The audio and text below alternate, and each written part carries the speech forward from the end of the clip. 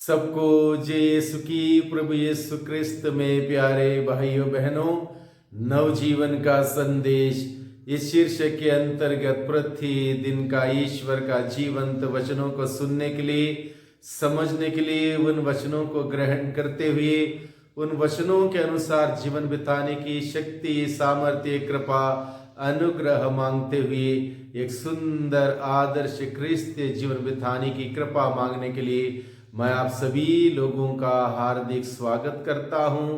आज मार्च की 7 तारीख है, शुक्रवार का दिन है। आज के दिन में मुख्य रूप से प्रभु अपने वचनों के द्वारा हम सबों को उपवास के बारे में बताता है, सिखाता है।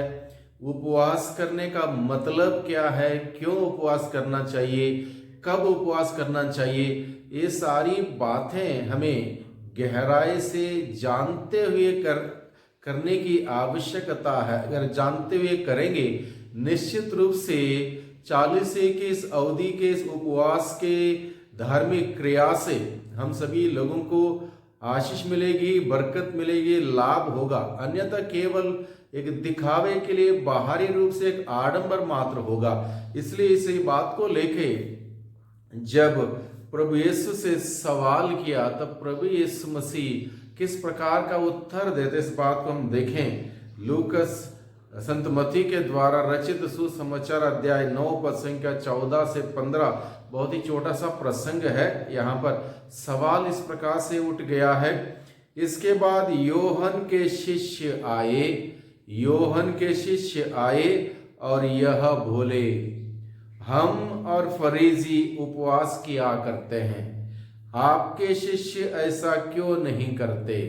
योहन के शिष्यों ने सवाल उठाया प्रभु यीशु से, यह कहते हुए कि हम लोग और फरीसियों के लोग और उनके शिष्य उपवास किया करते हैं, लेकिन आपके शिष्य उपवास क्यों नहीं करते? ये सवाल। और इस सवाल के लिए यीशु ने उत्तर क्या दिया? ईसा ने उनसे कहा, जब तक दुल्हा साथ है, क्या बाराती शोक मना सकते हैं? सोचने की बात है। जब तक दुल्हा साथ है, यानी कि विवाह का संदर्भ है, माहौल है, खुशी का माहौल है, जश्न मनाने का माहौल है, आनंद मनाने का माहौल है, क्या उस वक्त कोई मातम मनाएगा?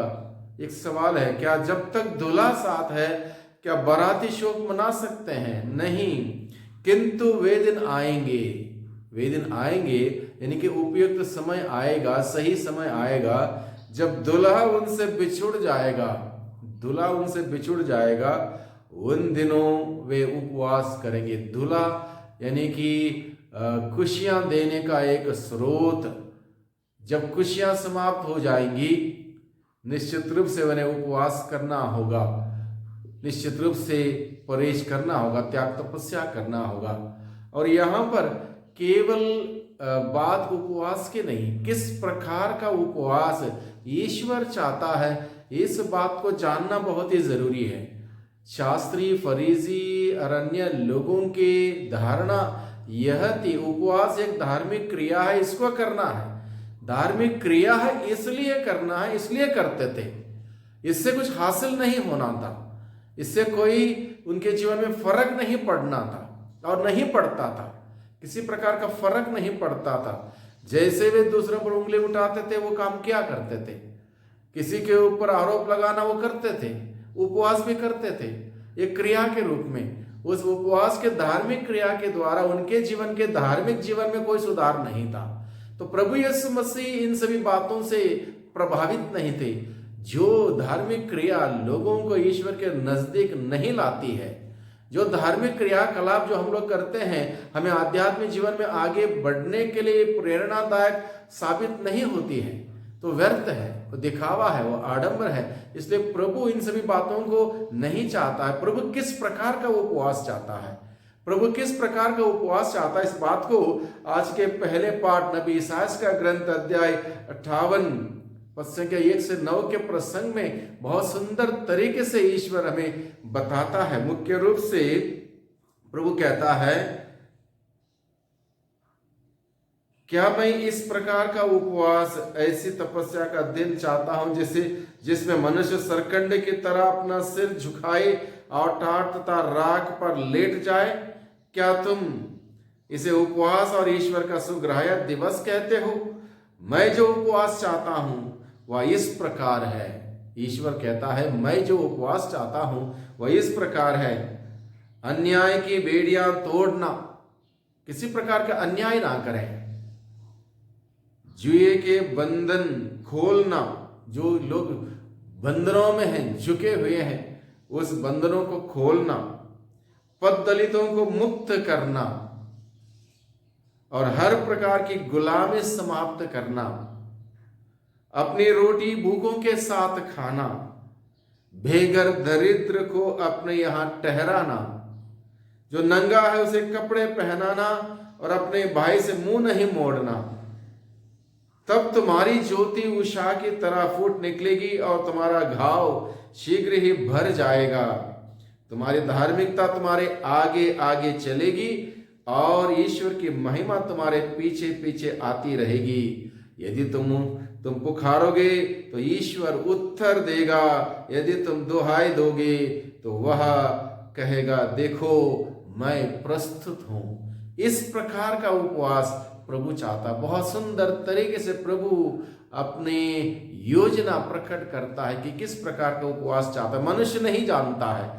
मनुष्य एक भोजन छोड़ सकता है, 2 दिन 2 भोजन छोड़ सकता है, 2 दिन भोजन छोड़ सकता है, लेकिन ये काम कठिन है। और प्रभु चाहता है, इस प्रकार का उपवास चाहता है, यानी कि पद दलितों को मुक्त करना, हर प्रकार की गुलामी समाप्त करना, रोटी भूखों के साथ खाना, दरिद्रों को अपने यहाँ ठहराना, जो नंगा उसको पहनाना, अपने भाई से मुंह नहीं मोड़ना। इस प्रकार का उपवास जो कि कठिन है, ऐसा उपवास प्रभु चाहते हैं।